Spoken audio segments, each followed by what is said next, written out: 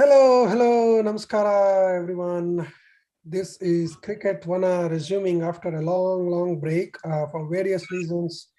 All of us were quite busy for various reasons, and we are glad to have full house here as usual. We have Vinay Somshekhar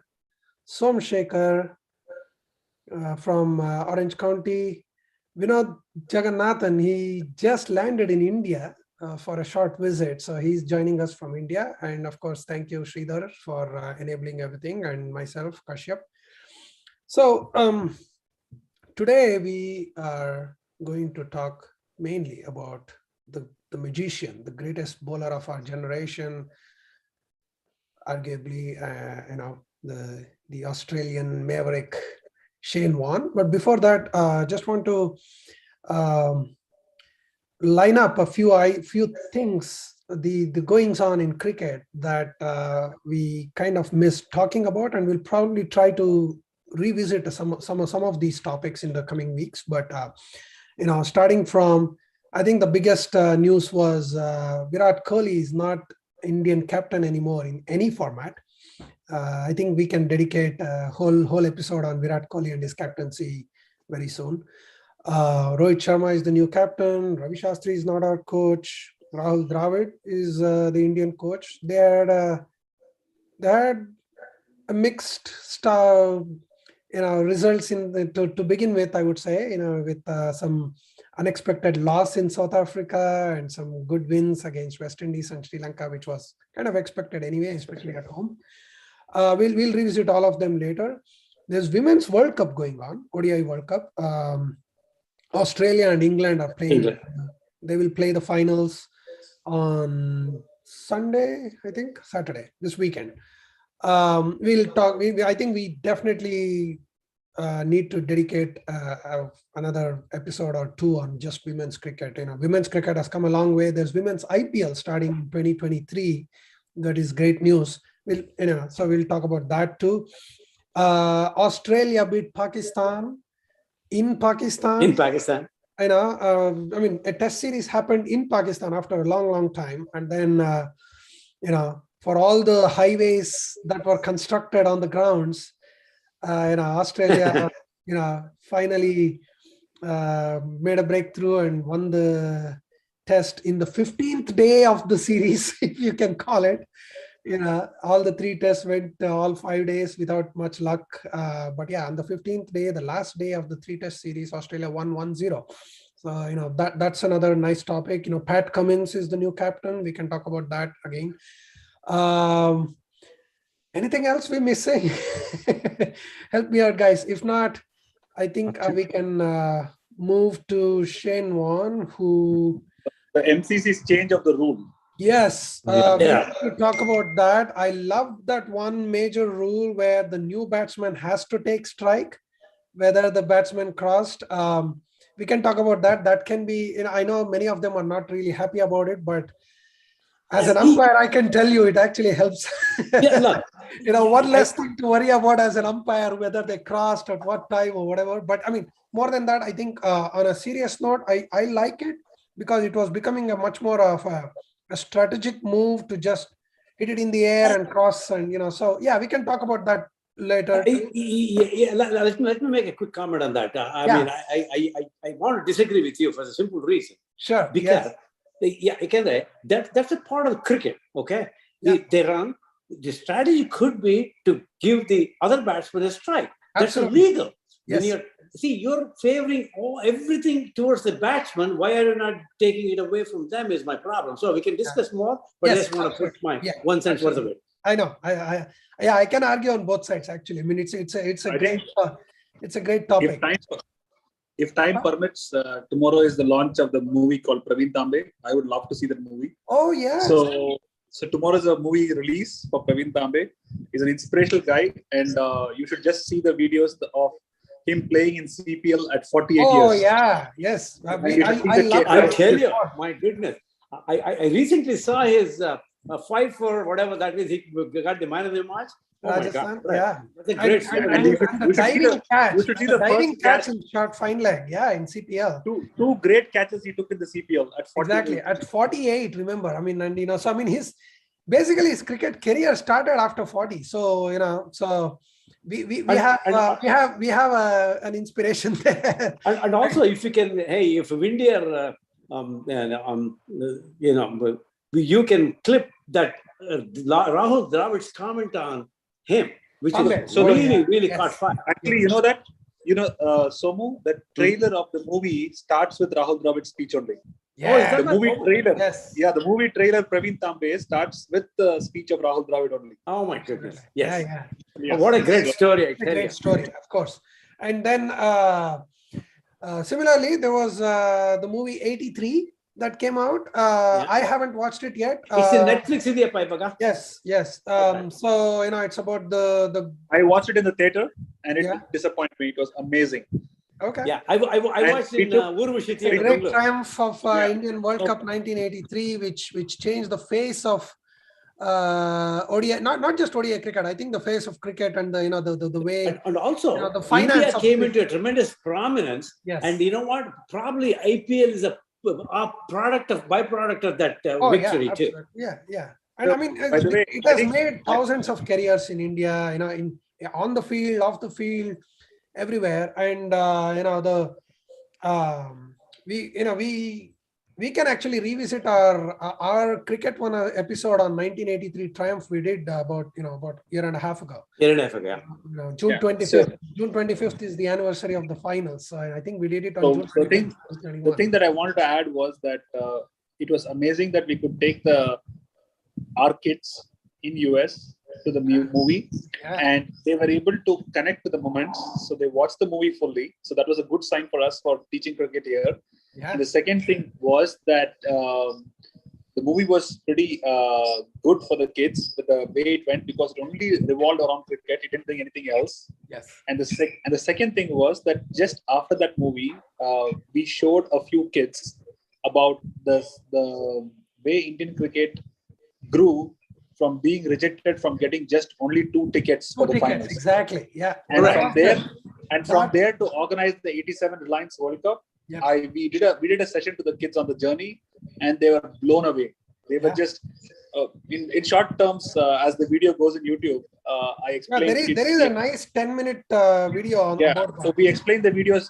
We explained kids what Jugaad really is. Yeah, exactly. Yeah, and it also just explains to others.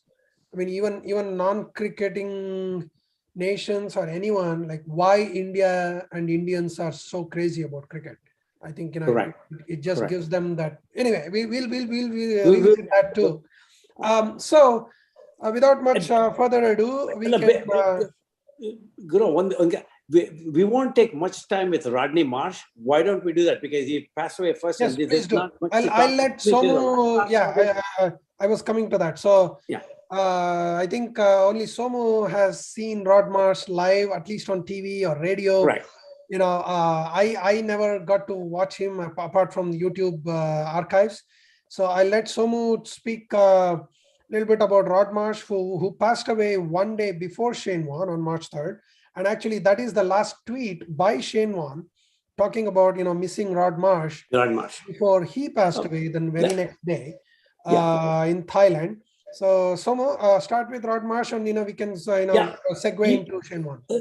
Really quick, probably in 1989, if I remember right. Yes, it is 89. 88, I came to California. 89, at that time, Rod Marsh came to Bonaventure with Ian Chappell. And who was the youngest cricketer at that time, which we didn't even realize, the wicketkeeper, the great Australian wicketkeeper, Gilchrist. He was a young cricketer.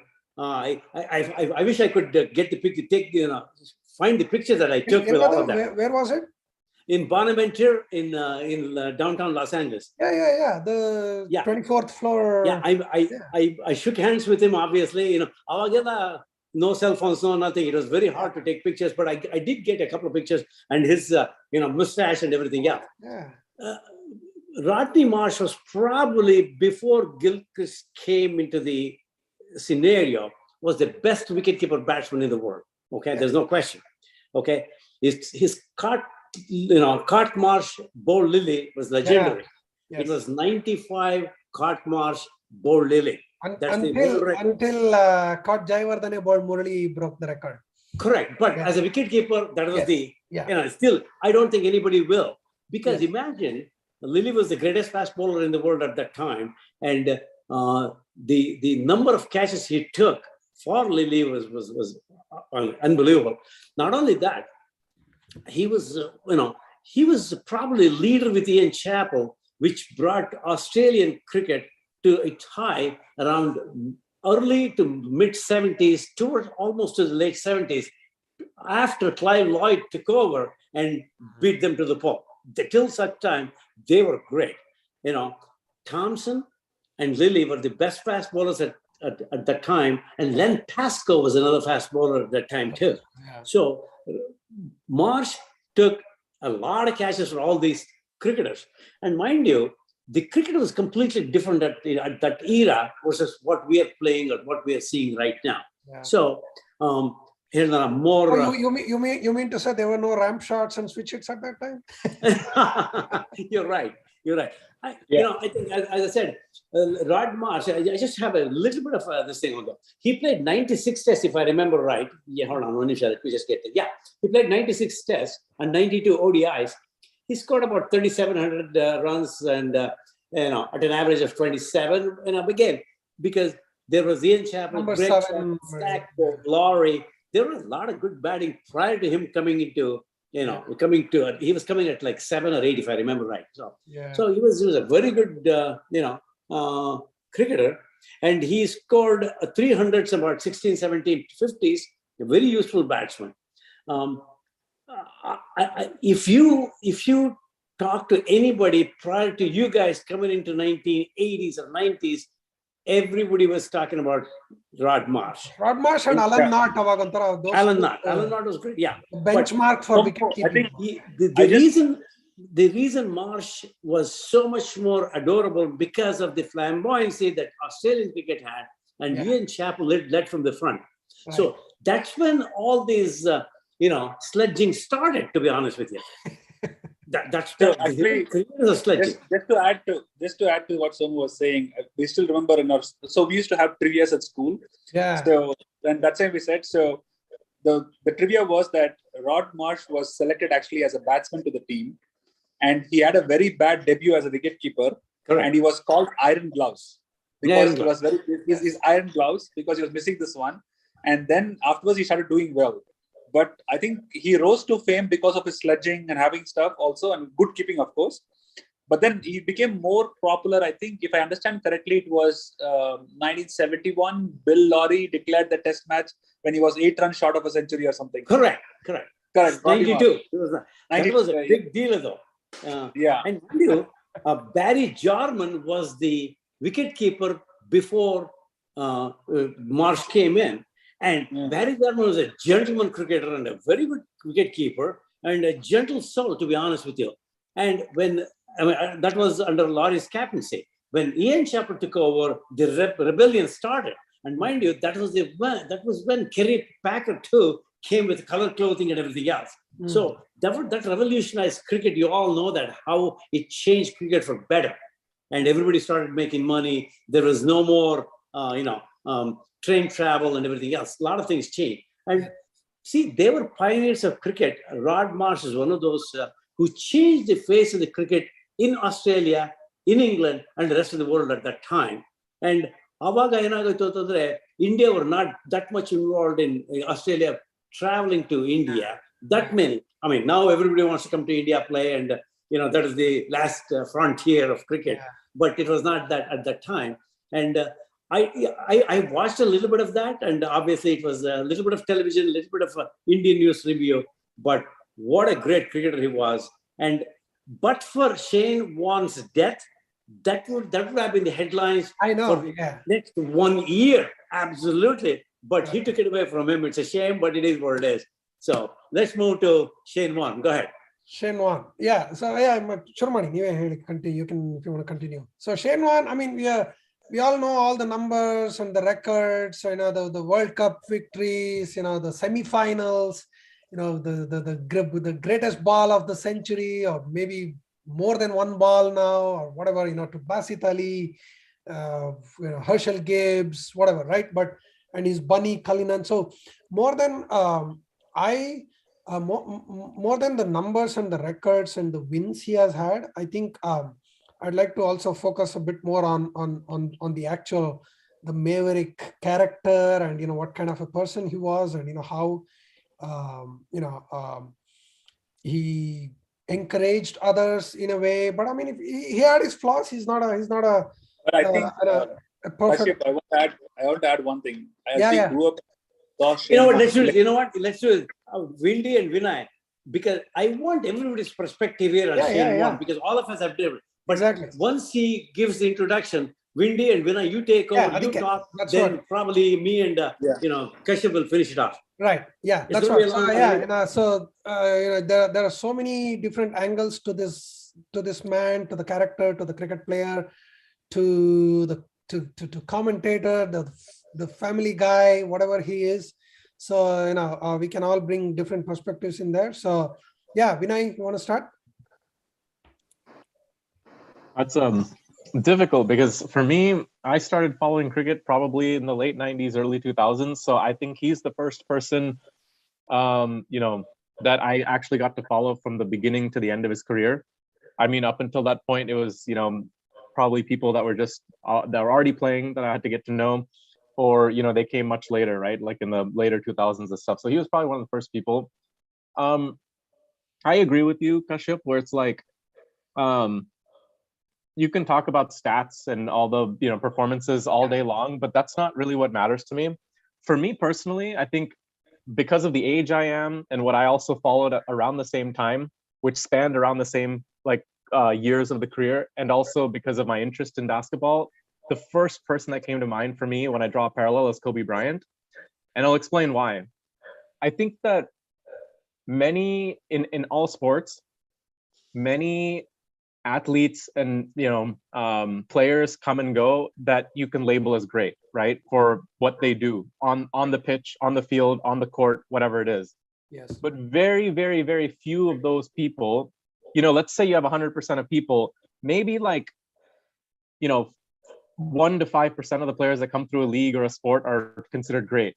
But even of that 1 to 5%, I would say 1 to 5% of that 1 to 5% are greater than the sport itself, right? Or not greater than the sport, but they just have this personality or this aura or something they brought to the sport that's just, you can't quantify it by stats and numbers and stories and stuff. And I think that Warne was a perfect example of that, similar to Kobe Bryant, where it's like, the way that I would put it is, how people say their impact, not just on the field or pitch or court, but off the field as well.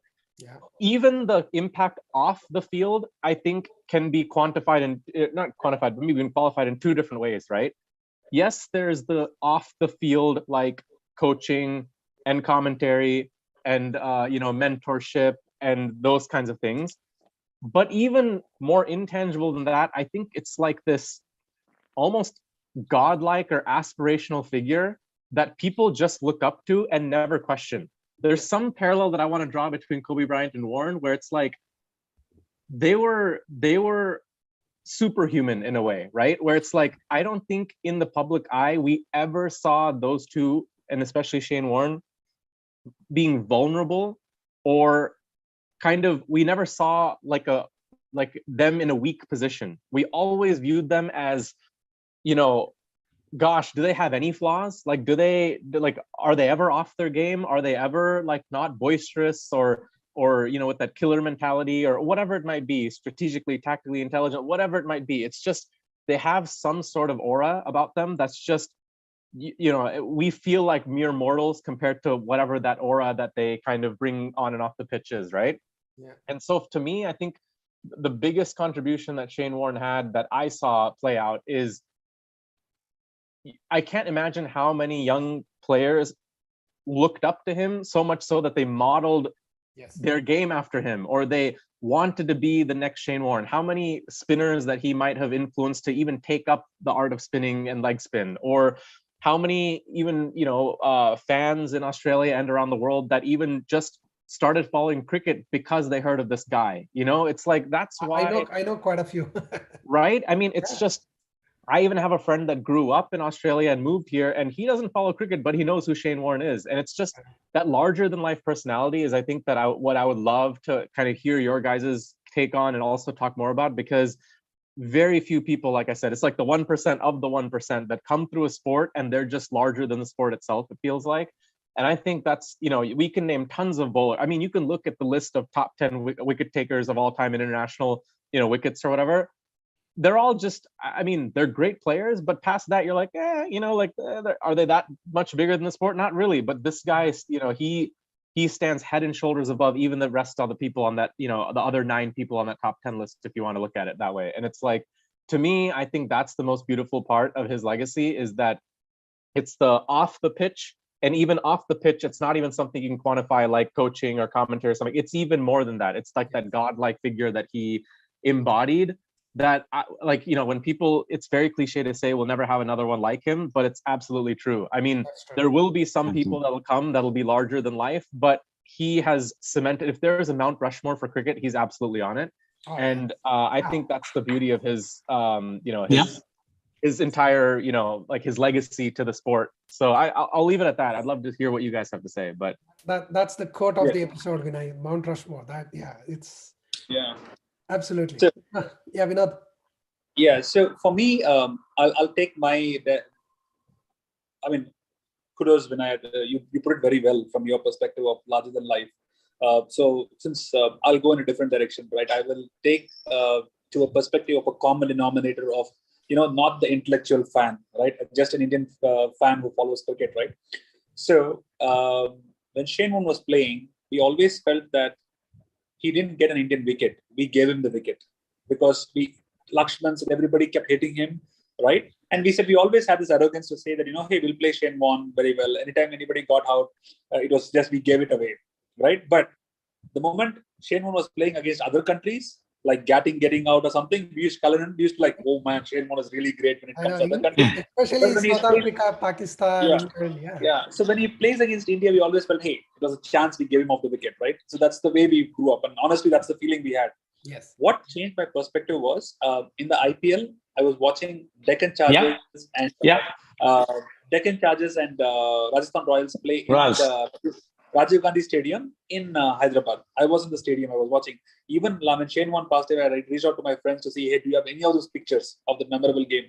What happened was Rajasthan Royals were chasing a very big score that Deccan Chargers had scored. And then Royals chased it. And I, staying in Hyderabad, started off the match as an Hyderabad fan for the first 10 overs. Right? 2 things I noticed. They were getting hit very badly, but it was very obvious that Shane Warne was going for wickets. He was still attacking the stumps, right? And then when they were losing wickets and Yusuf Pathan and other people were batting, everybody was attacking and they won. I saw something about this guy as a captain, right? He was like, getting things done. Then I see him as a commentator. Then I start figuring out, he is really intelligent about the game. He knows the game very well, and he's so good at it. Then I remind myself and say, oh my God, this is the Shane Warne who's come to 42 degrees, 43 degrees Celsius temperature in India with a wet towel around his neck and has been toiling away to get these guys out with stomach bugs and stuff. We didn't notice that. I mean, even in that very hot weather, he's been constantly trying to get people out and do well. So we have been overshadowing that and not paying attention to it. As he started playing IPL and as he started playing commentating, I started appreciating more him as a cricketer. Yes. And then the day he was live on commentary in the Big Bash League, and he told how he's going to get the wicket and how he got it. Oh my goodness! Yes. He just nailed it. Right? Brendan McCullum. McCullum, remember that? Yeah. And then from there it goes on. Whenever he's in the commentary, he precisely says when Jadeja will do what, and and the last thing, the most emotional video for me was that David Warner was in his 90s. And the commentator, I forgot his name, Nicholas, or one of the commentators in the commentary box, Mark Nicholas, basically made a statement that David Warner has not got out in his 90s very frequently, very few times, right? When he was in 97. And you should see Shane Warne's reaction. Really? You have to tell it right now? And he gets out. And David Warner gets out. You should see the passion, right? You should see the passion on the commentary box that he owns. He owns Jadeja. He owns David Warner, right? Yeah. When Smith gets an extra advantage, he comes and says, "Why is David Warner being sidelined and stuff?" Right? He owns players. He sometimes, like a father figure, possesses those players, right? Yeah. These are the things that attracted me, and just made me feel that he's something more than what we all know just from the game. So just a different perspective of a very common cricket fan when you observe him slowly. Good job. Awesome. Yeah. No. So yeah, again, 708 and the wickets and matches and everything. But one game that I kind of started respecting Shane Warne. I always liked him, and of course, I disliked him when he did anything good against India, right? I mean, it's a common Indian fan mentality, but fortunately, he never really single-handedly beat India like he has done to South Africa and Pakistan and England and West Indies, maybe Sri Lanka too for some instance, right? But he did get one fifer, in Chennai, that famous 2003 and 4 series that Australia won with all the controversial Ganguly captaincy, whatever. But one game that I want to remember Shane Warne was the only ODI that he captained, the only international game he captained against England in Sydney. It was a triangular series, and I mean, you should go and watch Nasir Hussain's tribute as well. It's a nice 15-minute video. So he mentioned that same game. I was like, dude, I wanted to talk about that. And that involves Hussain as well. He was the captain. They were only chasing 212 or something against Australia, and they were cruising. I think Hussain was 50 plus already. They were like 175 for 2 or something. And then when Hussain they had 7 wickets in hand and 40 runs to get. Yeah, exactly. 170 for 2 when the third wicket fell. So Hussain, when he was taking single, Shane Warne uttered something, and then Hussain, gave back and said, "Oh, enjoy your only game as a captain." He, because I think he was backfilling for Ponting at that time, I think. Yeah. Steve was. Okay, yeah. And then all the jelly bean stuff happened, and I think he missed out because I think if I remember in that innings, I think he told Nazir Hussain, "You've gotten out to me 11 times already." Yeah. That was the one he clipped. Yeah. And he pissed him off. And I know. And then he said, enjoy your. You're going to captain only once in your life, and you're going to lose this, right? So he said that, and then he tried to sweep and got out, and they were all out for with 7 runs away. He came down the wicket. He came down the wicket and got shot. Yeah. So and you should see his face and I mean his celebrations, and that was continued in IPL, right? Especially the first season. Nobody gave a chance. Even I was like Rajasthan Royals. I mean, there were no real big superstars when it comes, every other team had all the stars and the marquee players that they called it. And, even including the Afridis and McCallums and all the superstars and all-rounders. And there was Shane Warne. So, but the way he built that team, and again, goes back to what Vinay was saying, it was not just the bat and ball on the pitch, right? There were so many things that would go in building the team and the culture. And as they say, just like they say, Ravi Shastri was the best captain not to serve India. Many people in Australia say Shane Warne was the best captain not to serve Australia. Yeah, and also what they say is he was the best leader without being the captain. Yeah, that's what they say. And he threw the coaching book, who's this guy? The Art of War guy, the famous Australian coach, right? He never met eye to eye with this coach, and he always he spoke his mind. Buchanan. Buchanan. He was never the pet of Buchanan. He was never buddy with Steve Waugh being his captain. He was and he called spade a spade. I mean, he would talk against Gilchrist or Ponting or whatever it is, if whatever he feels. And again, you don't have to agree with his opinion all the time. Even in his commentary, I felt I never agreed with his comments all the time. Sometimes it was just, talking everything he wants, but and he took it, many of the comments personally as well. When there was a great ball from Steve O'Keefe, the short-lived great spinner from Australia. There was a great turn, and I think Mark Nicholas again said, "Is this the new ball of the century?" And he said, "Nah, it hit a rock." So he would quip immediately. He said, "Is this the new ball of the century?" He said, "Nah, it just hit a rock. He don't deserve that title or whatever." So, and then he was always forthright in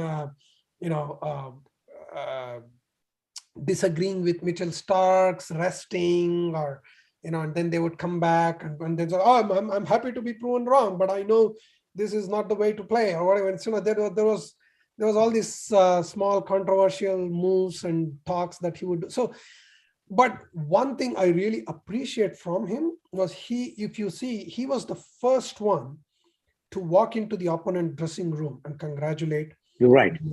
And also on the field, when especially Tendulkar, of course, like they were buddies, but even otherwise, even any other batsman from any team, from the opponent team, if they score 100 or a 50, he would just clap, even while bowling. The ball is, I've seen once, they scored 100, Ponting, fielded the ball, he threw the ball towards Warne. He was clapping, so he just moved away. The ball just went so that, someone else can catch it. He was just clapping and congratulating the batsman for his 100. He just left the ball go, like, he just swayed. So he never, shied from, accepting that part, like, when someone is better than him or, got better of him that day. He was a big admirer of Sachin and Lakshman and of course Lara and, Kambli as well. So I like that aspect of his, colorful character of, and going back to Vinod, like, he was really possessive about Warner, Jadeja, and a few others. He would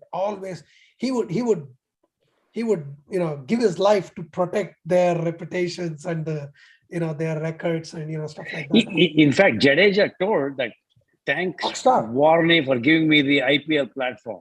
Yeah, of course. Actually, he said that. I'll tell you. And he gave him his opportunity and called him the rock star, and he knew that this kid. I mean, because nobody ever thought. I mean, yes, he was part of the under-19 winning team with Kohli in 2008. But go ahead, Vinod. Yeah. So the one thing that I want to add, because I would step out shortly as well, I would like to hear Somu's comments.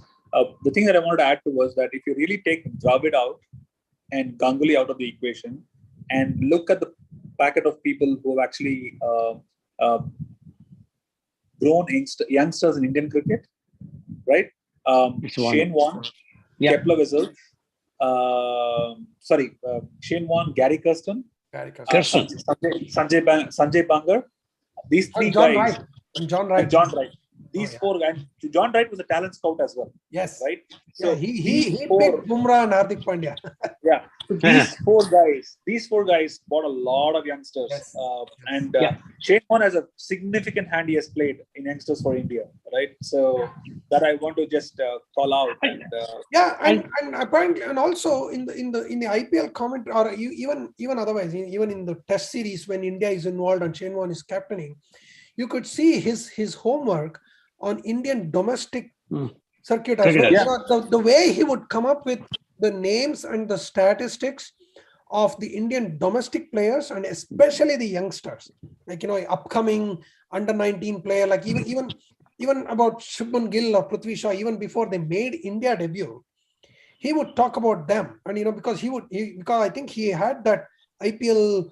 He was not an official scout, but he always held RR close to his heart, and he wanted to, like Samson, Srishant, all the RR guys. He was so fond of that young Indian blood in there, and And his one statement was that for the youngsters, right, for them to just keep them he was very close to them. He wanted to be friendly with them and they're practicing as well, but also wanted to make sure that they understand the seriousness of the game. So the story goes still that, after they came to a late practice session, Yusuf Pathan and Ravindra Jadeja, and when they finished the practice session or the match and they were going back to the hotel, 2.5 kilometers before the hotel, he just asked them to get on from the bus and walk to the hotel. So I didn't know he that. just made Yusuf Pathan and Jadeja, because they were late to the session, to just get down and walk on the road to the hotel, and took the bus off, and he indirectly taught the lesson to the entire team in Rajasthan Royals in a matter of time, right? So that's what he did. Sorry, Som, you can go ahead. Yeah. No, good. No, okay. I mean, obviously, everybody has everything. My thinking is, he was the greatest leader without being a leader, as I said before. Yeah. And he had the cricketing brains nobody else had. Okay. It was not wickets, it was not how he got them out. Okay. Yeah. Every strategy, every ball had a meaning when he bowled. Okay. There is no question about that. And he made the IPL to be what it is in 2008, to be honest with you. Yes. And also he came subsequent, and he never won after that. But again, he's the one. And he molded a lot of Indian cricketers. And he was the only cricketer, Australian cricketer, I should say, Barmy Army appreciated and didn't mind him getting wickets. Yeah. And I don't know whether you know, Nazir Hussain said everybody hated him, but everybody respected him for his. So I think English players loved him, English cricketers loved him, English fans loved him. Yeah. Though, he beat him hollow. I mean, 2003 or 2004, he got 40 wickets against, in the Ashes against England. So he was revered. So there's a lot of things that beyond cricket that he has done to British cricket and to Indian cricket and largely to Australian cricket as well. That is probably more significant than the 708 wickets or whatever he did, however many tests he won for Australia. Yeah. And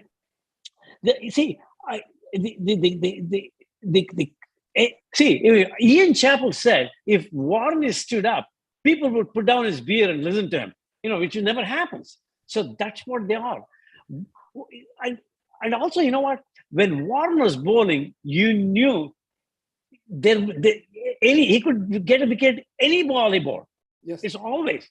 And not only was a good bowler, he was one of the best batsmen who did not get 100. He got out at 99. Everybody picked on him and he laughed about it. I think he holds the record for the highest aggregate of runs without 100. Without 100. Yeah, he's the one. He got close to 3,000 runs without 100. Right. Yeah. So, Warne was very likable outside cricket.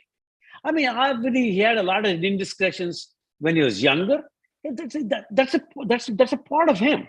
He was not perfect. I mean, he's not a, he's not a. I don't think anyone will see him as a role model, as a person, and that's okay. I mean, like I said, there will be one of the 1% of 1% greats who will have their own vices.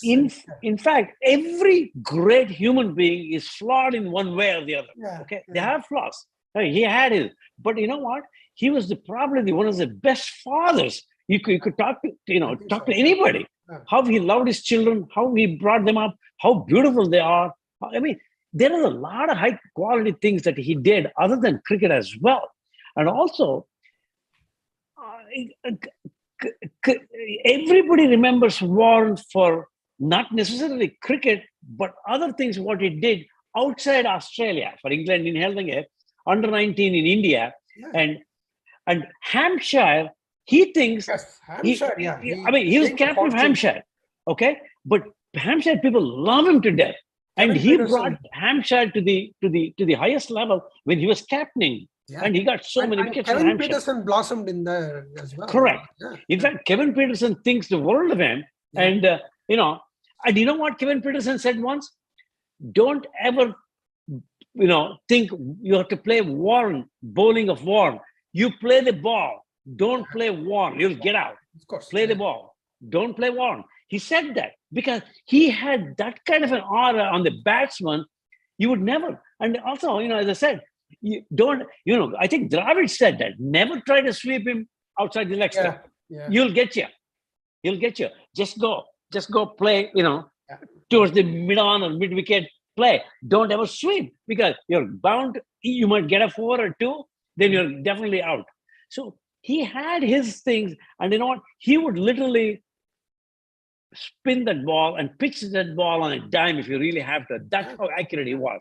Mhm. So, you can see how Strauss got out bowled, how Gaddy got bowled, and how many. And I don't know. I sent it I to love cricket. Basit Ali and the 99 semi-final, Herschel Gibbs.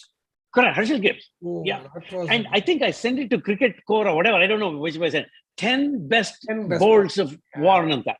So Yeah. when you see there is so much material of Warne that you want to, and you know what? I think, I believe when he passed away, England, I think all the newspapers had 10 pages worth of articles on Warne. Wow. I wish I was there to get it. Yeah. If I can get it, I will get it. I tell you, British, as much they hate. Somo, I suggest you get it soon. Otherwise, you'll be paying a fortune for it when it goes to auction. I know. So I think, that is one of the things. British loved him. English cricket loved him to death because he played for Hampshire. He was one of the big guns in Hampshire. So, we can talk about Warne forever. Yeah, but I tell you, what he brought to the game. He's the biggest showman in cricket history. You remember Raj Kapoor was a showman in Indian cinema? That's how he is. He is. So, because even when he does not get any wicket, or even if his team loses, you can never ignore Shane Warne, right? There was always. I have not seen any other bowler. Yes, he had bad days too, but there was always. Even when he went for runs, you never thought that, he was so poor today. It's because you will end up appreciating the batsman who actually scored against him. And it was never like, it was a bad day. Anybody could have hit him. In fact, I remember Lara once telling, Warne never gave up. He always produced a miracle delivery at any point in time in the game. Exactly. Even if he's bowling when the opponent needs just 5 runs in next 10 overs. Yeah. You will see his intensity never drop. Never drop. He would like to say, okay, let me get 6 wickets in this over and see what happens. And the other thing, when he came to play Test cricket, the leg spin was a dying art at that time. Yes. Good. He made it fashionable. Yeah. I think that is probably his legacy, in my opinion. Of course, yeah. Leg spin. Yeah. The Kumble's of the industry were recognized more. Not because, of course, Kumble is a great bowler, don't get me wrong on that. But Shane Warne, oh my goodness, if Shane can get it in Australian, British, and which wickets, imagine how Kumble can get in Indian wickets. Yeah. That's how it was. So, and he proved him right too. So, in fact, I remember Kumble was telling, ನಾನು World Cup ಅಲ್ಲಿ ಇದ್ದಾಗ ಹೇಳಿದೆ, ಅವನು ಹೇಳ್ತಾನೆ, look, I might have done a lot, but there is no Warne. There is no leg spinner at all which comparable to Warne in cricket. I really was slightly surprised, but also excellent tribute by Kumble on Warne. You should go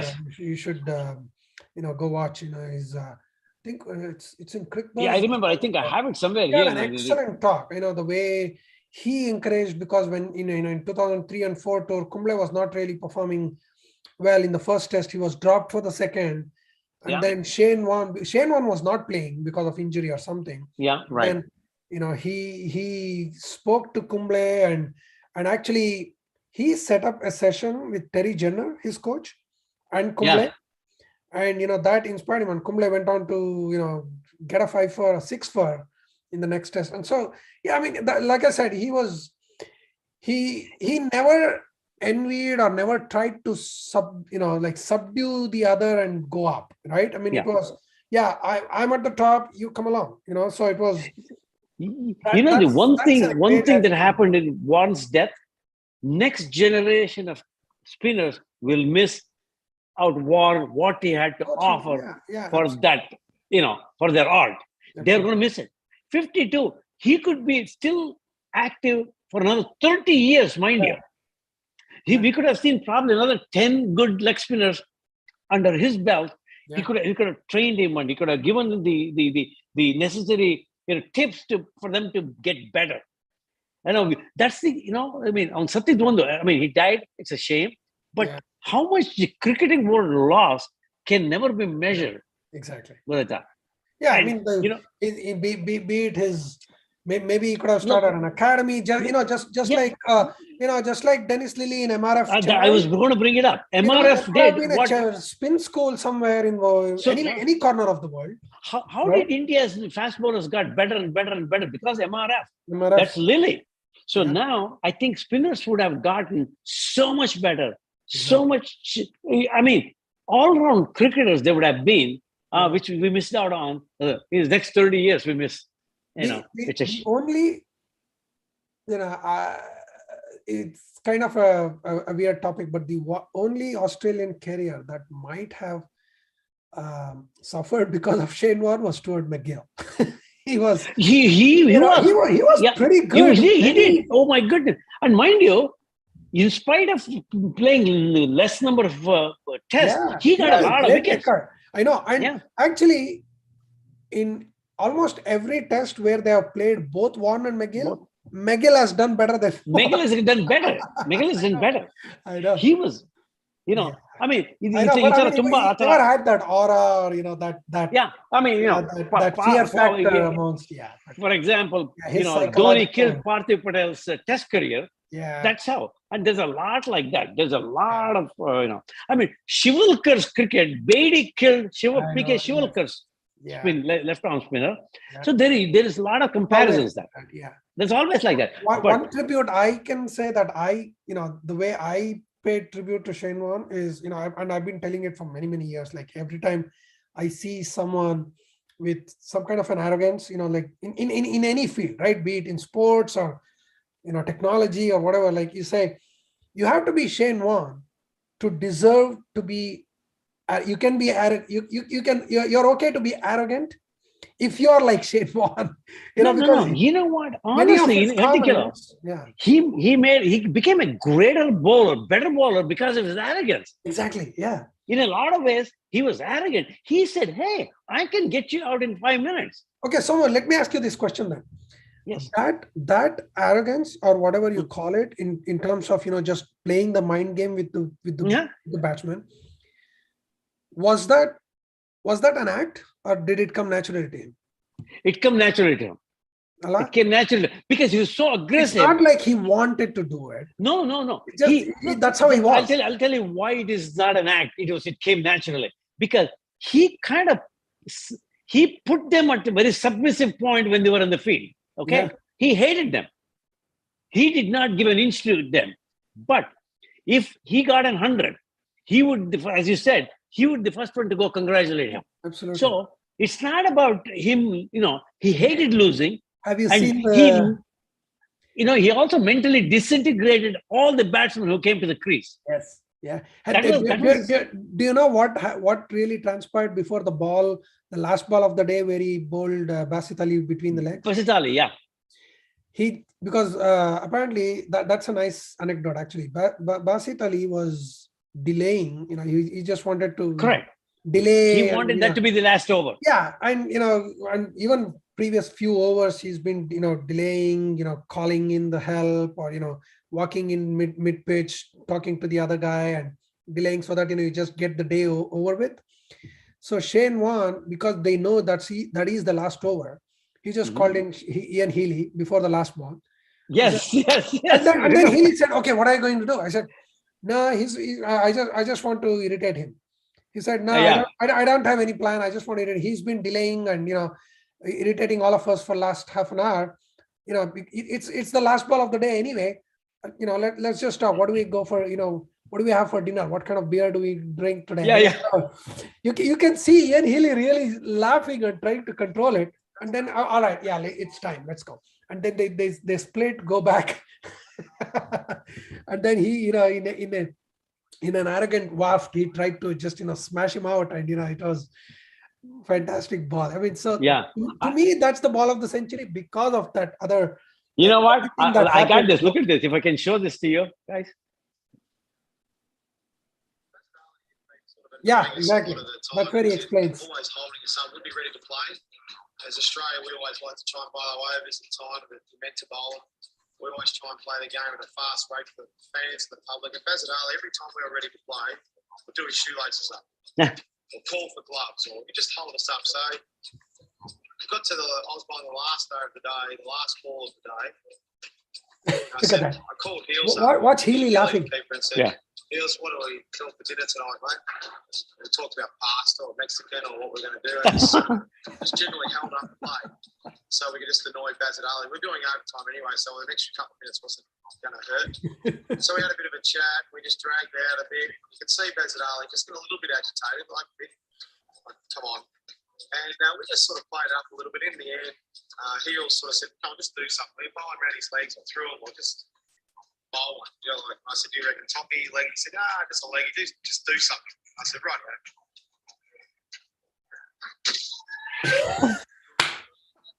He's done in between his legs. I mean, think about that. That's a real exactly. That's exactly the video that I watched. And remember. Yeah, that's a mental disintegration. Exactly. He is one up on everybody. That's what made him a better cricketer. Actually, yeah. He was a great bowler. There's no question about it. But he was a better cricketer because of that. Yeah. So and going back to one point about you mentioned about IPL. Yeah. I think IPL owes a lot to him because I think I can fairly say IPL wouldn't have been this big if Shane Warne didn't win it the first year. First year, yes. Because yes. if it was any other the usual superstar team, either even if it's Dhoni or McCallum or Afridi and all the big names around that time, it was kind of expected. But this rags to riches Moneyball kind of a team, did well without any big ticket, any big name star, that actually underlined what IPL wanted to do, which was opportunity meets talent meets opportunity, where they say giving opportunity to these low-key players, unheard of, who want to mingle with the big stars and grow, which was the epitome of what IPL wanted to do, and that exactly RR did. So that kind of just shot IPL to the moon. Right? Yeah. And so and now it's fair enough that RR has never won since then, but still you see, I think that is one of the, to me, it's Shane Warne's team even now. Yeah, that is, and also how he groomed the Rajasthan Royals. That Jaipur came to the map because of that. Exactly. Otherwise, who would follow Rajasthan Royals? Yeah. Nobody would. So, all right. I mean, as I said, there is so much to talk about Warne in terms of his cricketing ability and outside cricket, how he helped other people and how he brought his leg spin to the forefront, which was a dying art basically at that time. I mean, you could give like 100 different reasons how he brought the cricket to a completely different level. Yeah. And I would say, what? He was something, and also sledging, mental disintegration on the field. Yeah. And once he gets out of that boundary he was line, never nasty. If you see, no. Unlike a few Australians who could get nasty, below the belt, include the family members and everything, I think Shane Warne never did that. He really just insulted or anyways, just you. Their cricketing ability is to get them out. Yeah, exactly. Yeah, it was just you. Yeah. As a batsman, and once you are out, he can come back to you in your dressing room and be friendly, share a beer. But nobody would ever grudge Shane Warne for what he said. No, right? Take for example, Dravids of the industry, Tendulkars of the industry, Lakshmans of the industry. They'll love him to death.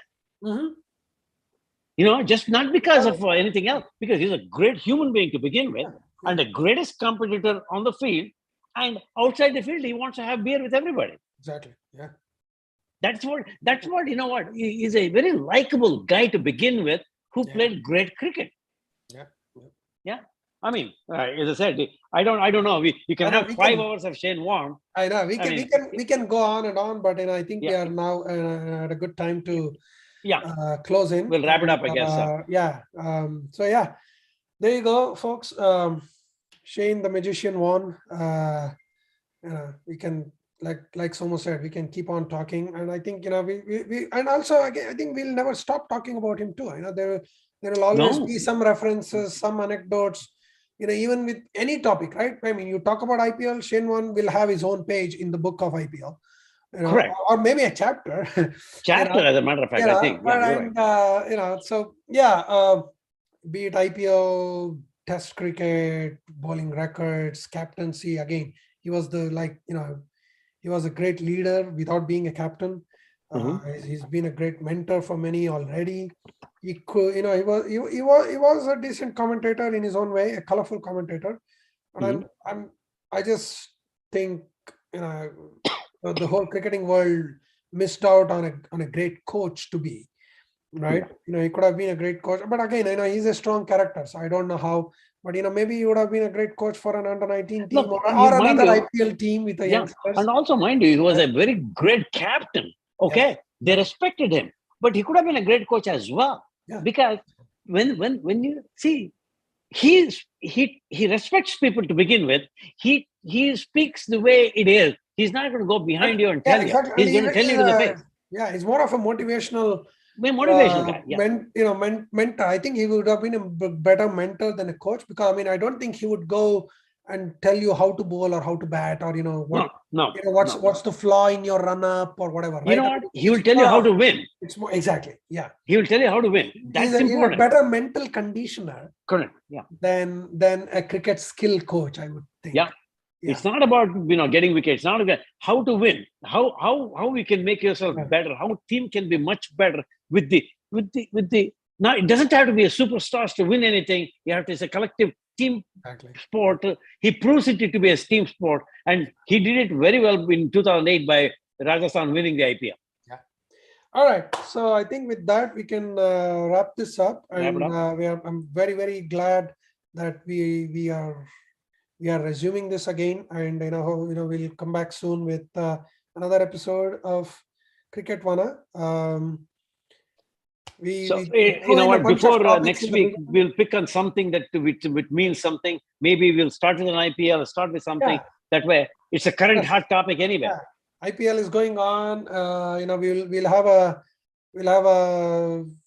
a new, or maybe England will defend, or maybe it will be Australia in the Women's World Cup. Australia is doing well though. Yeah, but a great victory by London, England. And an excellent, not to mention an excellent chase today by Babar Azam and team. Yeah. Yeah. And did you see Lucknow winning the game today? Yes. Yeah. Wow. I know. So there were those two young kids. There were two high-scoring games today in Lahore and Mumbai, where the green team beat yellow team. Yellow team, So there are lots to talk about. We'll see you again soon. Okay.